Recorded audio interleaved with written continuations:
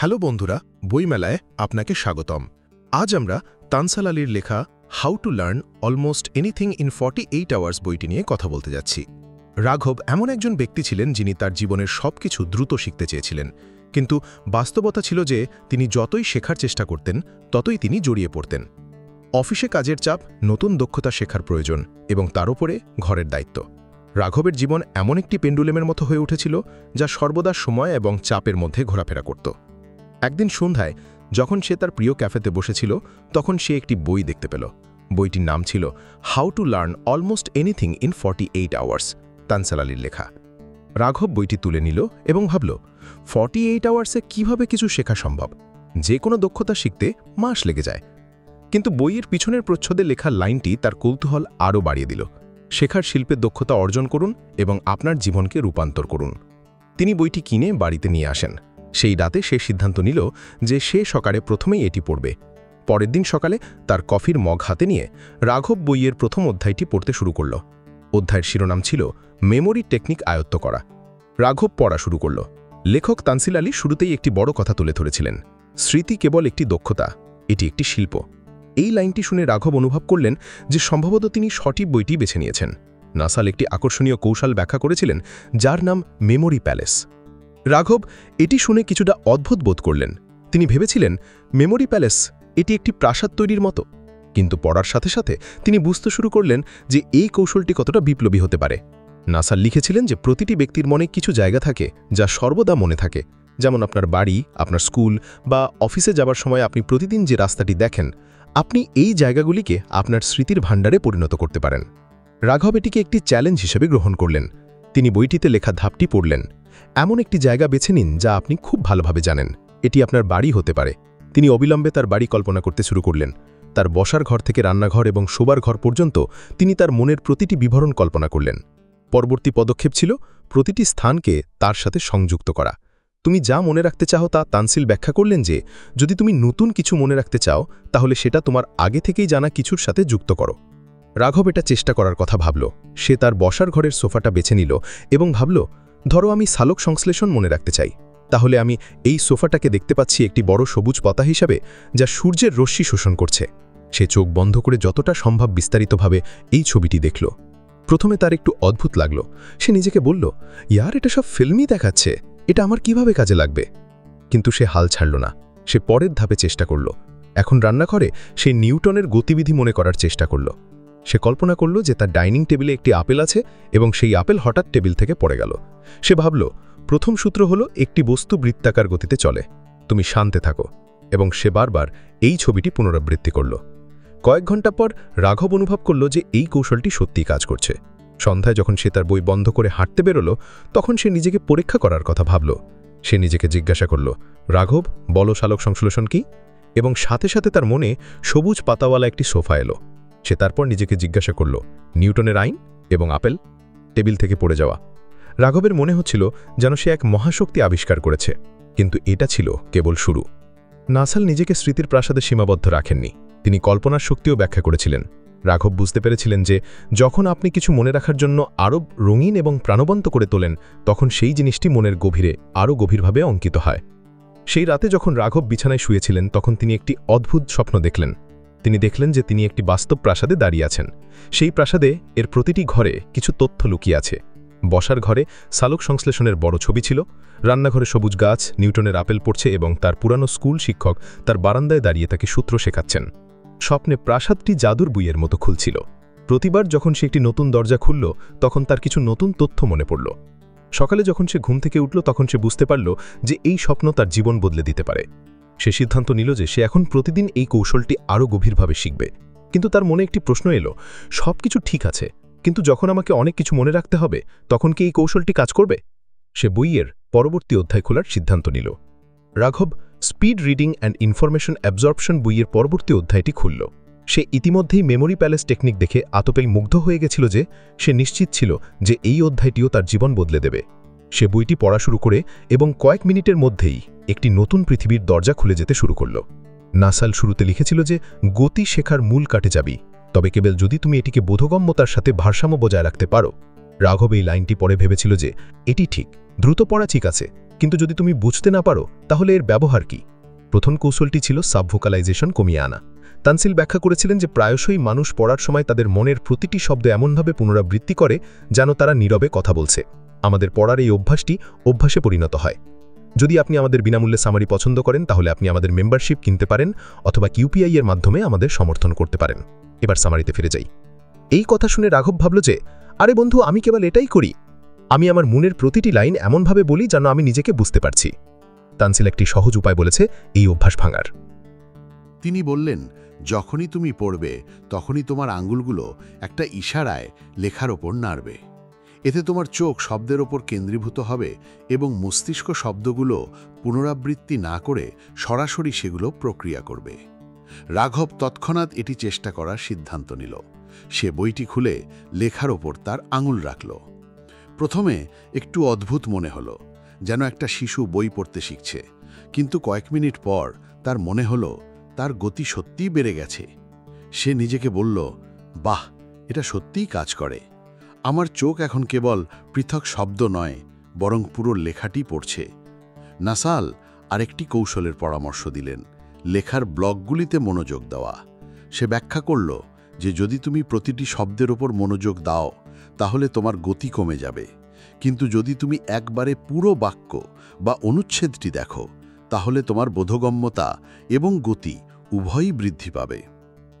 রাঘবও এটি চেষ্টা করল। সে বইয়ের পরবর্তী পৃষ্ঠার দিকে তাকালো এবং প্রতিটি বাক্যকে একটি ব্লক হিসাবে দেখার চেষ্টা করল। প্রথমে তার কিছুটা অসুবিধা হচ্ছিল, কিন্তু অনুশীলন করার সময় তার মনে হলো যে তার চোখ পুরো বাক্যটি স্ক্যান করতে পারে।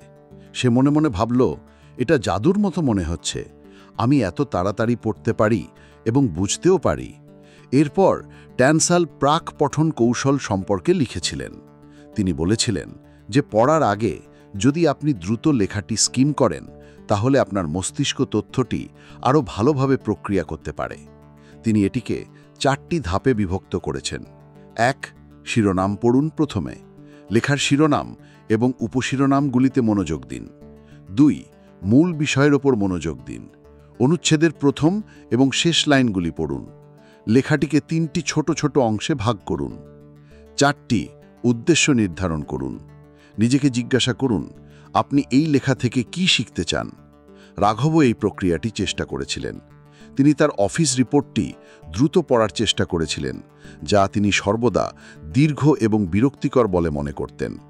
তিনি প্রথমে কেবল শিরোনামগুলি পড়েন, তারপর প্রতিটি বিভাগের প্রথম এবং শেষ বাক্যটি পড়েন।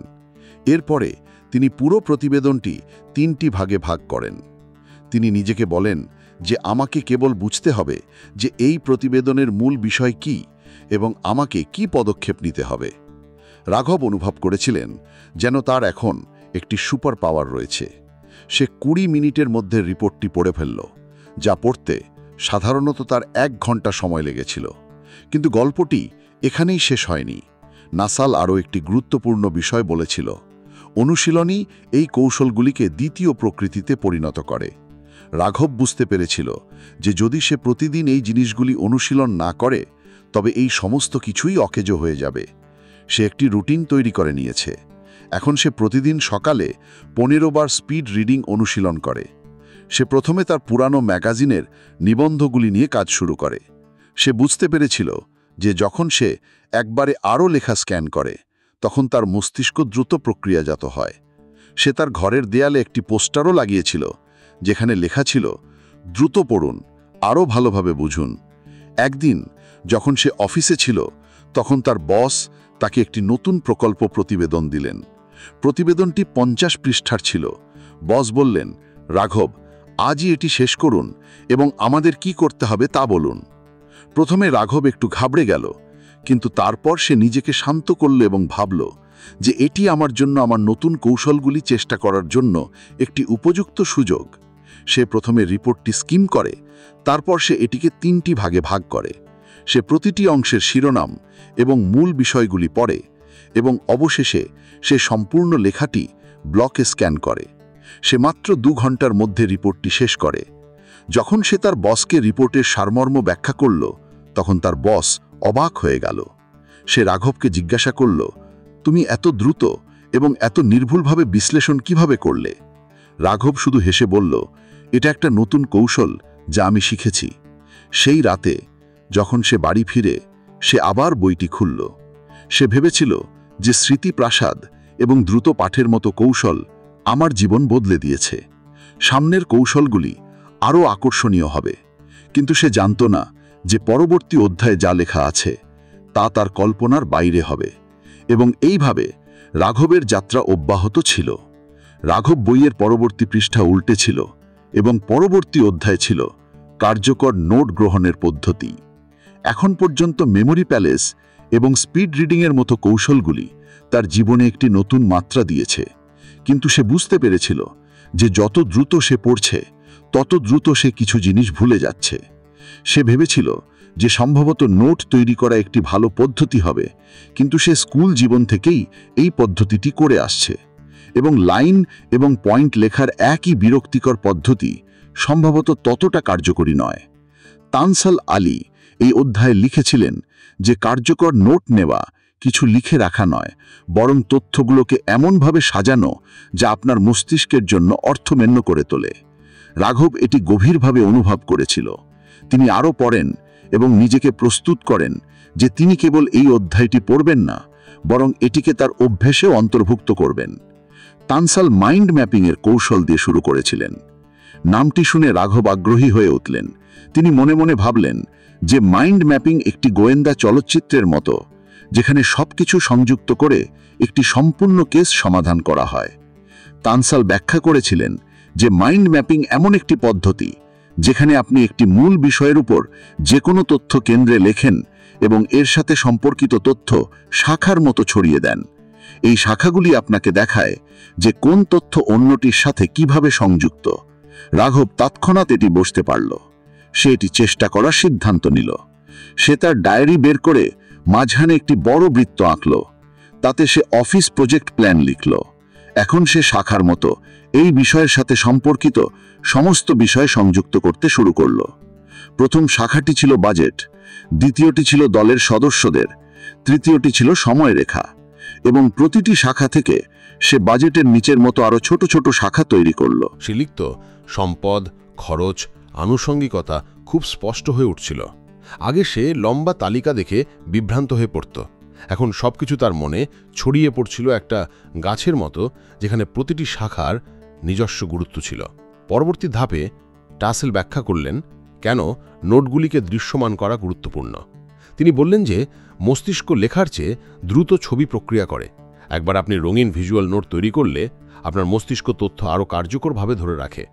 রাঘব ভেবেছিল যেটি সত্য। এমনকি স্কুলেও যখন শিক্ষক রঙিন ডায়াগ্রাম তৈরি করতেন তখন তিনি আরও বেশি মনে রাখতেন। তিনি তার ডায়েরিতে রঙিন পেন্সিল ব্যবহার শুরু করেছিলেন। তিনি মাইন্ড ম্যাপিংকে আরও সৃজনশীল করে তুলেছিলেন। তিনি প্রতিটি শাখায় বিভিন্ন রং দিয়েছিলেন। বাজেট নীল, দলের সদস্যরা সবুজ এবং সময়রেখা লাল। তিনি ভেবেছিলেন এটি একটি খেলার মতো দেখাচ্ছে, কিন্তু আশ্চর্যজনক বিষয় হলো যে আমি দীর্ঘ সময়ের জন্য মনে রাখতে সক্ষম। টানসেল পরবর্তী কৌশলটি ব্যাখ্যা করেছিলেন কার্নেল পদ্ধতি। রাঘব আগে কখনো এটি সম্পর্কে শোনেনি। এই কৌশলে পৃষ্ঠাটি 3টি ভাগে বিভক্ত: নোট বিভাগ, প্রশ্ন বিভাগ এবং সারাংশ বিভাগ। রাঘব এটিও চেষ্টা করার সিদ্ধান্ত নিয়েছে। সে ডায়েরির একটি নতুন পৃষ্ঠা খুলে 3টে ভাগে ভাগ করেছে। নোটস বিভাগে তিনি তার প্রকল্প সভার মূল বিষয়গুলি লিখেছিলেন। সারি বিভাগে তিনি বাজেট সমস্যা বা সময়সীমা সমন্বয়ের মতো কিওয়ার্ড লিখেছিলেন এবং অবশেষে সারাংশ বিভাগে তিনি পুরো সভার সারসংক্ষেপ করেছিলেন। তিনি বুঝতে পেরেছিলেন যে এই পদ্ধতিটি কেবল তাকে জিনিসগুলি পরিষ্কার করতে সাহায্য করছে না, কিন্তু পরে যখন তিনি তার নোটগুলি দেখেন তখন তিনি দ্রুত সবকিছু মনে রাখেন। তিনি নিজেকে বলেছিলেন, আগে আমি সভার পরে যা লিখতাম তা কেবল বকবক ছিল, এখন সবকিছু এত সুসংগঠিত দেখাচ্ছে। টানসেল আরেকটি আকর্ষণীয় কৌশল ভাগ করে নিয়েছিলেন, তা হলো প্রতীক এবং শর্টকাট ব্যবহার করা। তিনি বলেছিলেন যে নোট তৈরি করার সময় আপনাকে সবকিছু সম্পূর্ণ লিখতে হবে না। আপনি শর্টকাট, প্রতীক এবং ডুডল ব্যবহার করতে পারেন। এটি সময় সাশ্রয়ী করে এবং নোট পর্যালোচনা করা সহজ করে তোলে। রাঘবও এটি গ্রহণ করেছিলেন। তিনি তার নোটগুলিতে প্রতীক ব্যবহার শুরু করেছিলেন। উদাহরণস্বরূপ, একটি গুরুত্বপূর্ণ বিষয়ের জন্য সে একটি তারকা প্রতীক ব্যবহার করেছিল। একটি প্রশ্নের জন্য সে একটি প্রশ্নচিহ্ন ব্যবহার করেছিল যা তাকে তাৎক্ষণিকভাবে করতে হতো। সে একটি তীর প্রতীক ব্যবহার করেছিল।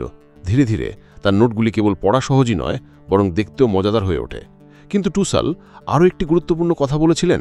সেরা নোট নেওয়ার পদ্ধতি হলো এমন একটি যা আপনার জন্য কাজ করে। পরীক্ষা করুন, মানিয়ে নিন এবং পরিমার্জন করুন। রাঘব বুঝতে পেরেছিলেন যে প্রতিটি ব্যক্তির পদ্ধতি আলাদা হতে পারে। তিনি সিদ্ধান্ত নিয়েছিলেন যে তিনি এই সমস্ত কৌশলগুলিকে একত্রিত করে তার নিজস্ব স্টাইল তৈরি করবেন। এখন যখনই রাঘব অফিসে কোনো সভা করবেন বা কোনো নতুন নিবন্ধ পড়বেন, তিনি এই কৌশলগুলি অনুসরণ করবেন। একদিন তার বস তাকে বললেন, রাঘব, তোমার নোটগুলি এত স্পষ্ট এবং ব্যবহারিক যে তোমার প্রতিবেদনগুলি পড়তে আমার খুব বেশি সময় লাগে না। তুমি কি তোমার দলকে এইসব শেখাতে পারো? রাঘবের জন্য এটি একটি বড় মুহূর্ত ছিল। সে ভাবল, আগে আমি কিভাবে নোট তৈরি করতে হয় তা নিয়ে নিজেকে লড়াই করতাম, এখন আমি অন্যদের শেখাবো। আশ্চর্যজনক। রাতে যখন সে বাড়িতে পৌঁছেছিল তখন সে তার ডায়েরির পৃষ্ঠাটি দেখে, যেখানে সে প্রথমবারের মতো মাইন্ড ম্যাপিং করেছিল। সে বুঝতে পেরেছিল যে প্রতিটি কৌশল কিভাবে তার চিন্তাভাবনা এবং কাজের ধরন পরিবর্তন করছে। কিন্তু সে একটি জিনিস বুঝতে পেরেছিল, শেখার এই যাত্রা এখনও শেষ হয়নি। সে বইয়ের পরবর্তী অধ্যায়ের দিকে তাকালো, যেখানে আরও নতুন কৌশল তার জন্য অপেক্ষা করছে। সে নিজেকে বলল, চলো পরবর্তী পাঠের জন্য প্রস্তুত হই। রাঘব পরবর্তী অধ্যায়টি খুলল, চাষী মানসিকতা। বইয়ের এই অংশটি শুরু থেকেই তার কাছে খুবই ব্যক্তিগত মনে হয়েছিল। সে আগে অনেকবার শুনেছিল যে সাফল্য তোমার মানসিকতার উপর নির্ভর করে, কিন্তু সে কখনো এটাকে গুরুত্বের সাথে নেয়নি। কিন্তু এখন যখন সে তার জীবন এবং কর্মক্ষেত্রে বড় পরিবর্তন অনুভব করছিল, তখন তার মনে হয়েছিল যে সম্ভবত এটিই তার প্রয়োজনীয় গভীর শিক্ষা। নাসাল শুরুতে লিখেছিলেন, তোমার সম্ভাবনা স্থির নয়, এটি প্রচেষ্টা, নিষ্ঠা এবং শেখার ইচ্ছাশক্তি দিয়ে বৃদ্ধি পায়। এই লাইনটি পড়ার পর রাঘব বুঝতে পেরেছিল যে তার অনেক ব্যর্থতার কারণ তার নিজস্ব চিন্তাভাবনা। সে প্রতিবার ধরে নিত যে কিছু জিনিস তার নিয়ন্ত্রণে নেই। সে ভাবত যে মাঝে মাঝে আমি চেষ্টা না করেও হাল ছেড়ে দিই, হয়তো আমার চিন্তাভাবনা আমাকে থামিয়ে দিচ্ছিল। টানসেল বলেছিল যে বৃদ্ধির মানসিকতা মানে হলো তোমার মনকে এমনভাবে প্রস্তুত করা যাতে তুমি প্রতিটি চ্যালেঞ্জকে সুযোগ হিসেবে দেখতে পাও। এর মানে এটা নয় যে তুমি প্রতিবারই জিতবে, বরং এর মানে হলো তুমি প্রতিবারই নতুন কিছু শিখবে। রাঘব এই বিষয়ে কিছুটা চিন্তাভাবনা করেছিল এবং তার অফিসের সেই দিনগুলির কথা মনে করেছিল যখন সে নতুন দক্ষতা শেখার চেষ্টা করেছিল। কিন্তু যখন কিছু কঠিন ছিল তখন সে নিজেকে থামিয়ে রেখেছিল এই বলে যে আমি এটা জানি না এবং হয়তো আমি কখনোই শিখতে পারবো না। সে এখন বুঝতে পেরেছিল যে সে নিজেই তার অগ্রগতি থামিয়ে দিচ্ছে। টানসেল এই অধ্যায়ে বলেছিল যে বৃদ্ধির মানসিকতা বিকাশের জন্য সবচেয়ে গুরুত্বপূর্ণ বিষয় হল ছোট ছোট অর্জনযোগ্য লক্ষ্য নির্ধারণ করা। সে লিখেছিল, যখন তুমি ছোট ছোট লক্ষ্য নির্ধারণ করো এবং সেগুলি অর্জন করো, তখন এটি তোমার বিশ্বাসকে আরও শক্তিশালী করে যে তুমি উন্নতি করতে পারো। রাঘব তাৎক্ষণিকভাবে এটি চেষ্টা করার সিদ্ধান্ত নেয়। সে তার দিনের কাজের একটি তালিকা তৈরি করে এবং সেখান থেকে একটি সহজ কাজ বেছে নেয়।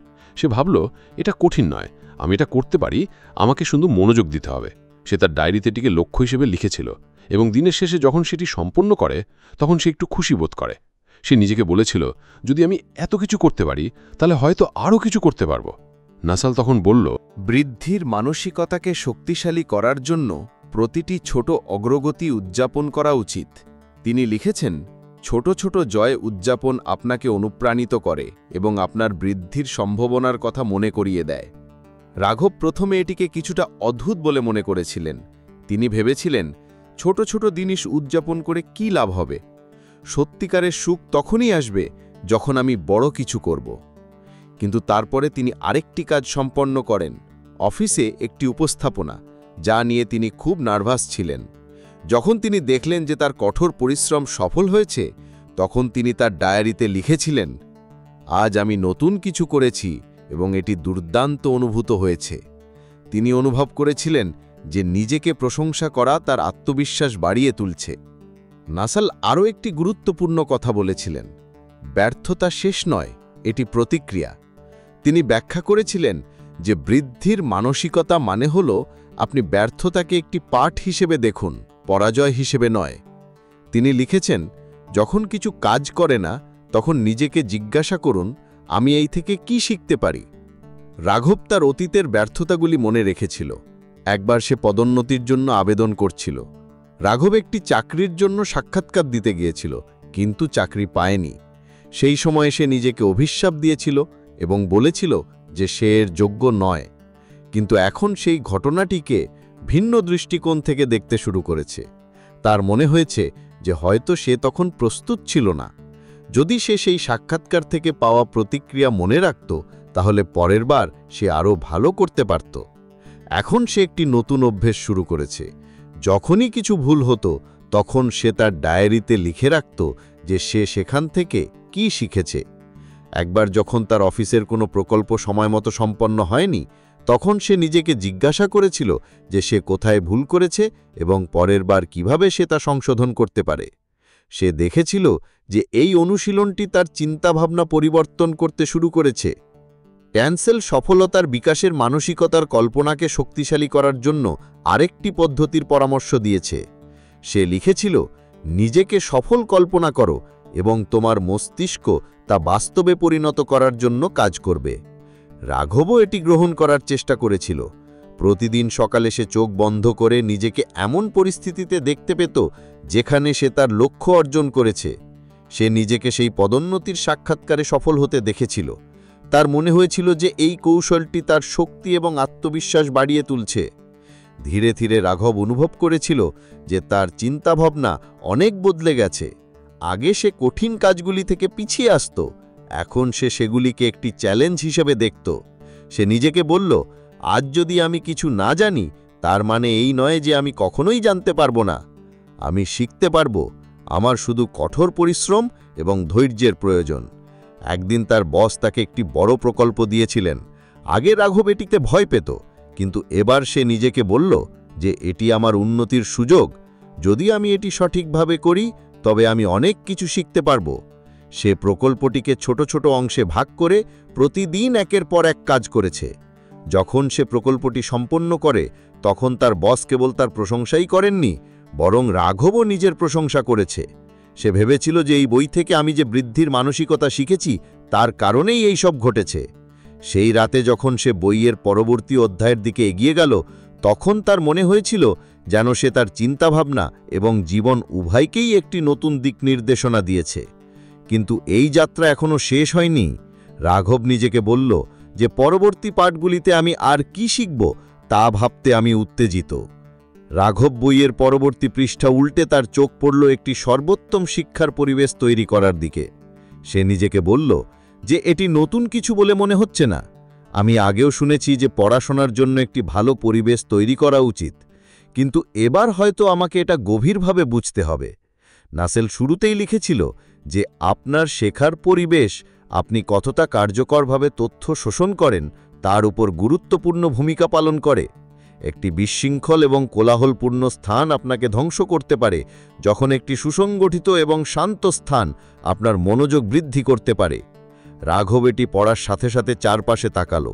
তার ডেস্কে বই, নোট এবং পুরনো বিলের স্তূপ ছিল। ল্যাপটপের কাছে একটি পুরনো চায়ের কাপ পড়েছিল এবং সর্বত্র ছড়িয়ে ছিটিয়ে থাকা জিনিসপত্র ছিল। সে ভাবল যে হয়তো আমার মনও এই ঘরের মতোই ছড়িয়ে ছিটিয়ে আছে। যদি এই বইটি সত্য বলে তাহলে প্রথমে আমাকে এইসব পরিষ্কার করতে হবে। সে তৎক্ষণাৎ তার ফোনের দিকে তাকালো, যা প্রতি মিনিটে বাজছিল। সে ভাবল এটাও একটা বিক্ষেপ। সে ফোনটা তুলে নিঃশব্দ মোডে রাখল এবং আলমারির ভিতরে রাখল। সে অনুভব করল যে এই ছোট্ট পদক্ষেপের মাধ্যমে তার মন কিছুটা শান্ত হয়ে গেছে।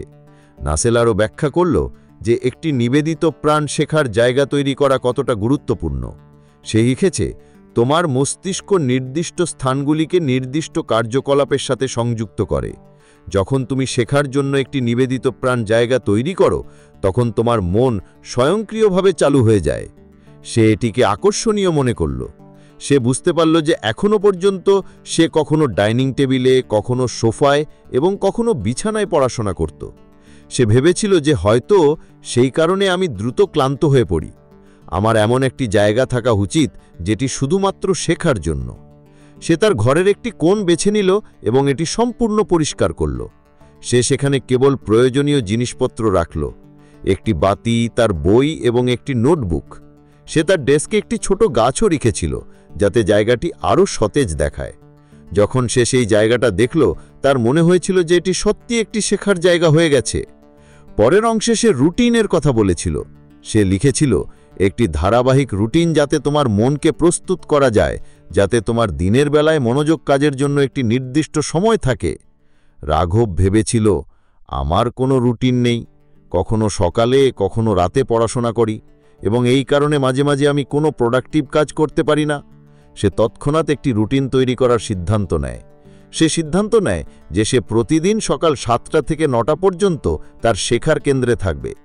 এই সময় সে মোবাইল ফোন তার কাছ থেকে দূরে রাখবে এবং সমস্ত বিক্ষেপ থেকে নিজেকে রক্ষা করবে।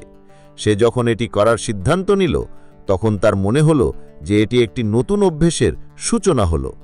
রাঘব তার বই থেকে এইগুলো শিখতে থাকল এবং সে প্রতিদিনের মতো নতুন কিছু শিখল। বইটি পড়ার সময় সে নোটবুকেও নোট নিচ্ছিল, যাতে সে পরে এগুলি ভালোভাবে মনে রাখতে পারে এবং যদি প্রয়োজন হয় তাহলে সে পরিবর্তনও করতে পারে। সময় যখন দুপুর 12টা বাজল তখন রাঘব অধ্যায়টি শেষ করল এবং তার মনে হলো যে এই শিক্ষাগুলি কেবল পড়াশোনার জন্যই নয়, বরং তার জীবন নির্ধারণের জন্য গুরুত্বপূর্ণ। সে ভেবেছিল যে আমি এই সব শিক্ষা এখন থেকে তার বাস্তব জীবনে ব্যবহার করব এবং দেখব যে এই পরিবর্তন তার জন্য কীরকম ফল দিতে পারে। তারপর সে নিজেকে বলল যে এবার আমার মনে হয় আমার জীবন অনেক উন্নতির দিকে এগিয়ে যাচ্ছে। আমি নতুন জীবনের স্বাদ পেতে এখনই প্রস্তুত। অতি সঞ্ঝাপ্রুত সে বসে পড়াশোনা করত। সেই সময়টা অন্য কোনো কাজে ব্যবহার না করার প্রতিজ্ঞা করেছিল। প্রথম দিনই সে এই রুটিন অনুসরণ করেছিল। সে অনুভব করেছিল যে তার মন আরও পরিষ্কার এবং মনোযোগী হয়েছে। কিন্তু তারপর একটা সমস্যা দেখা দিল, বিক্ষেপিত শব্দ। তার বাড়ির কাছে একটি পার্ক ছিল, যেখানে বাচ্চারা সকালে খেলাধুলা করত এবং যানবাহনের শব্দ ছিল। সে একটি বইতে পড়েছিল যে ব্যাকগ্রাউন্ডের শব্দ বাতিল করলে মনোযোগ কমে যেতে পারে। কিন্তু শব্দ বাতিলকারী হেডফোন বা শান্ত সঙ্গীতের মতো সরঞ্জাম ব্যবহার করলে রাঘব তার পুরনো ইয়ারফোন বের করে টেনসেল লিখেছিলেন ডিসঅর্ডার এনার্জি। যখন আপনার উপকরণগুলি সহজেই অ্যাক্সেসযোগ্য এবং সুন্দরভাবে সাজানো হয়, আপনি যথেষ্ট মনোযোগ দিতে পারেন। এই বইটি তার জীবনের উপর সরাসরি মন্তব্য করছে। সে তার ডেস্কে সমস্ত বই এবং নোট সাজিয়েছিল। সে কাজের প্রকল্পের জন্য, ব্যক্তিগত লক্ষ্য এবং শেখার সংস্থানগুলির জন্য আলাদা ফোল্ডার তৈরি করেছিল। যখন সে এটি করেছিল তখন সে বুঝতে পেরেছিল যে সে এখন আরও স্পষ্টভাবে চিন্তা করতে পারে। টেনসেল্লা আরও একটি লিখেছিল, রাঘব আকর্ষণীয় কিছু বলেছে। ভালো আলো, আরামদায়ক চেয়ার এবং এমনকি সুগন্ধি শিথিলীকরণের মতো উপাদানগুলিকে অন্তর্ভুক্ত করে। রাঘবও এটি অনুসরণ করেছিল। সে তার চেয়ার পরিবর্তন করে একটি আর্গন চেয়ার কিনেছিল, যা আরও আরামদায়ক ছিল। সে তার ডেস্কে একটি সুগন্ধি ডিফিউজার রেখেছিল, যা ল্যাভেন্ডারের গন্ধ পেতে শুরু করেছিল। সে বুঝতে পারল যে এই ছোট ছোট পরিবর্তনগুলি তার উৎপাদনশীলতা বৃদ্ধি করছে। রাঘব ধীরে ধীরে সঠিকভাবে অধ্যয়নের পরিকল্পনা করতে শিখেছে। টেনসেল তাকে তার অধ্যয়নের সময়কে কেন্দ্রীভূত বিরতিতে ভাগ করার পরামর্শ দেয়, যেমন 25 মিনিট কাজ এবং 5 মিনিট বিরতি। একে বলা হয় পোমোডোরো কৌশল। রাঘব এটি চেষ্টা করে।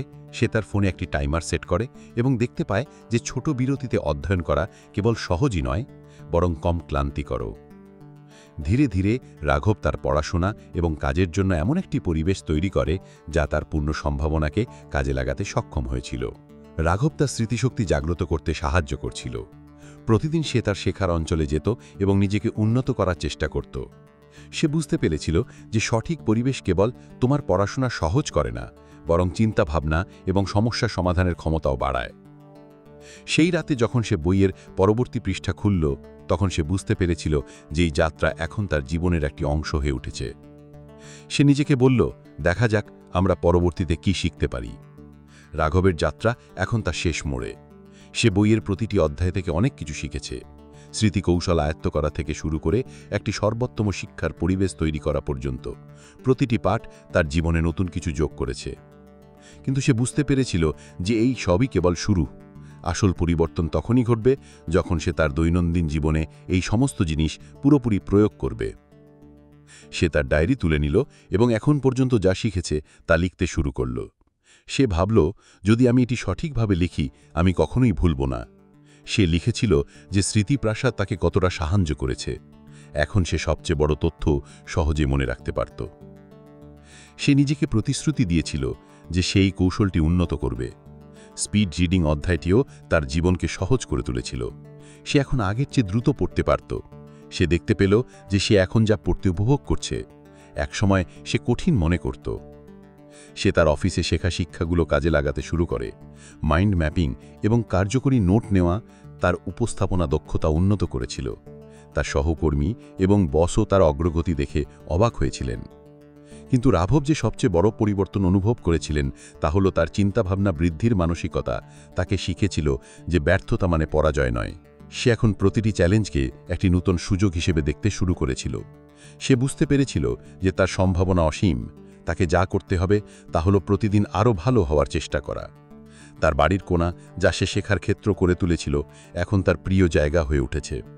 প্রতিদিন সকালে যখন সে সেখানে বসেছিল, তখন তার মনে হয়েছিল যেন সে তার নিজের জগতে এসেছে, এমন একটি জায়গা যেখানে কেবল তার লক্ষ্য এবং তার কঠোর পরিশ্রম রাজত্ব করে। একদিন সে বইয়ের পরের পৃষ্ঠাটি পড়েছিল, যেখানে টনসিল লিখেছিল, শিক্ষার আসল শক্তি কৌশলগুলিতে নেই, কিন্তু ধারাবাহিকভাবে প্রয়োগ করার প্রতিশ্রুতিতে। এই লাইনটি পড়ে রাঘব বুঝতে পেরেছিল যে শেখা একটি ধারাবাহিক প্রক্রিয়া, এটি কখনো শেষ হয় না। সে বইটি বন্ধ করে ভালোবাসার সাথে তার তাকের ওপর রাখল। সে গভীর নিঃশ্বাস নিল এবং ভাবল, এই বইটি আমাকে কেবল শিখতেই শেখায়নি, বরং কিভাবে বাঁচতে হয় তাও শিখিয়েছে। রাঘব এখন আরও আত্মবিশ্বাসী এবং অনুপ্রাণিত, আগের চেয়েও বেশি। সে সিদ্ধান্ত নিয়েছিল যে সে এখানেই তার যাত্রা শেষ করবে না। সে নিজেকে প্রতিশ্রুতি দিয়েছিল যে সে যা শিখেছে তা অন্যদের সাথে ভাগ করে নেবে, এবং হয়তো একদিন সে নিজেও এমন একটি বই খুঁজে পাবে যা অন্য কারোর জীবন বদলে দিতে পারে। রাঘবের যাত্রা শুরু হয়েছিল এমন একটি বই দিয়ে যা তার চিন্তাভাবনা, শেখা এবং জীবনযাপনের ধারণ বদলে দিয়েছিল। সে প্রথমে শিখেছিল কিভাবে তার স্মৃতিশক্তি শক্তিশালী করতে হয়। স্মৃতিকৌশলে দক্ষতা অর্জন তাকে শিখেছিল তার মনে বিভিন্ন জিনিস যেভাবে গড়ে ওঠে সেভাবে সংগঠিত করতে হয়। সে শিখেছিল কিভাবে যে কোনো নতুন তথ্য স্মৃতিতে সংরক্ষণ করতে হয়। ইতিমধ্যে পরিচিত কিছুর সাথে জিনিস সংযুক্ত করলে সেগুলো মনে রাখা সহজ হয়। রাঘব তার কাজ এবং ব্যক্তিগত জীবনে এই কৌশলটি গ্রহণ করেছিল। এখন সে সহজেই সবচেয়ে বড় প্রকল্পের বিবরণও মনে রাখতে পারত। এরপরে সে দ্রুত পড়ার কৌশলটি শিখেছিল। সে বুঝতে পেরেছিল যে দ্রুত পড়ার মানে কেবল দ্রুত পৃষ্ঠা উল্টানো নয়, বরং কার্যকরভাবে তথ্য শোষণ করা। সে সাবভোকালাইজেশন অর্থাৎ মনের মধ্যে শব্দ রিপিট করার অভ্যেস কম করেছিল। রাঘব ছোট ছোট করে লম্বা অনুচ্ছেদ পড়া শুরু করে এবং লেখাগুলো স্কিম করা শুরু করে। এটি তার পড়ার সময় কমে যায় এবং তার বোধগম্যতা উন্নত হয়। সে এখন জটিল নথিও দ্রুত পড়তে এবং বুঝতে পারে। তানসলেল আলী তাকে কার্যকর নোট নেওয়ার কৌশলের সাথেও পরিচয় করিয়ে দেয়। রাঘব শিখেছে যে মাইন্ড ম্যাপিংয়ের মতো কৌশলগুলি ব্যবহার করে বড় তথ্যকে ছোট এবং সংযুক্ত অংশে ভেঙে ফেলা যায়। এটি তাকে কেবল জিনিস মনে রাখতে সাহায্য করেনি, বরং তথ্যের মধ্যে সম্পর্ক বুঝতেও সাহায্য করে। সে তার কাজের নোটগুলি এমনভাবে সংগঠিত করতে শুরু করে যা তার উৎপাদনশীলতা বৃদ্ধি করে। বৃদ্ধির মানসিকতার পাঠ সম্ভবত রাঘবের জন্য সবচেয়ে রূপান্তরকারী ছিল। সে বুঝতে পেরেছিল যে তার ব্যর্থতা তার চিন্তাভাবনার কারণে। সে প্রতিটি চ্যালেঞ্জকে একটি সুযোগ হিসেবে দেখতে শুরু করে। সে শিখেছে যে ছোট সাফল্য উদযাপন করা এবং ব্যর্থতাকে শিক্ষায় পরিণত করা কতটা গুরুত্বপূর্ণ। সে তার প্রতিটি প্রচেষ্টা এবং অগ্রগতি তার ডায়েরিতে লিখে রাখতে শুরু করে। সে এখন তার ভুল থেকে শিক্ষা নিয়েছে এবং এগিয়ে গেছে। তারপর সে তার প্রতিটি প্রচেষ্টা এবং অগ্রগতি লিখতে শুরু করে। একটি সর্বোত্তম শিক্ষার পরিবেশের গুরুত্ব বুঝতে পেরেছে। সে শিখেছে যে একটি পরিষ্কার এবং সংগঠিত জায়গায় কাজ করা মনকে কেন্দ্রীভূত করতে সাহায্য করে। সে পড়াশোনা এবং শেখার জন্য তার বাড়িতে একটি কোণ তৈরি করে। সে সমস্ত বিক্ষেপ দূর করে একটি ইতিবাচক পরিবেশ তৈরি করে। সে ছোট অধ্যয়ন সেশন এবং বিরতির মধ্যে একটি ভারসাম্য তৈরি করে। রাঘব ধীরে ধীরে তার জীবনে এই সমস্ত শিক্ষা গ্রহণ করে। সে বুঝতে পারল যে এই শেখার প্রক্রিয়াটি কেবল কৌশলের মধ্যেই সীমাবদ্ধ ছিল না, বরং এটি তার ব্যক্তিত্বকেও উন্নত করছে।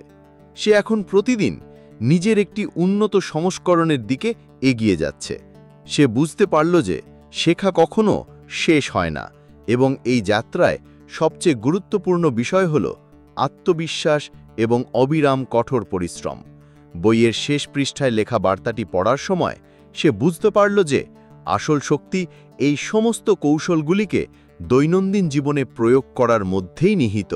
সে সিদ্ধান্ত নিয়েছে যে সে এই যাত্রা চালিয়ে যাবে এবং তার শেখা অন্যদের সাথে ভাগ করে নেবে।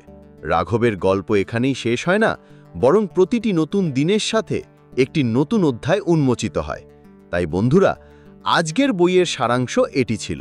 আপনার কেমন লেগেছে তা কমেন্ট করে আমাদের জানান এবং শেষ পর্যন্ত সারাংশটি শোনার জন্য আপনাকে ধন্যবাদ।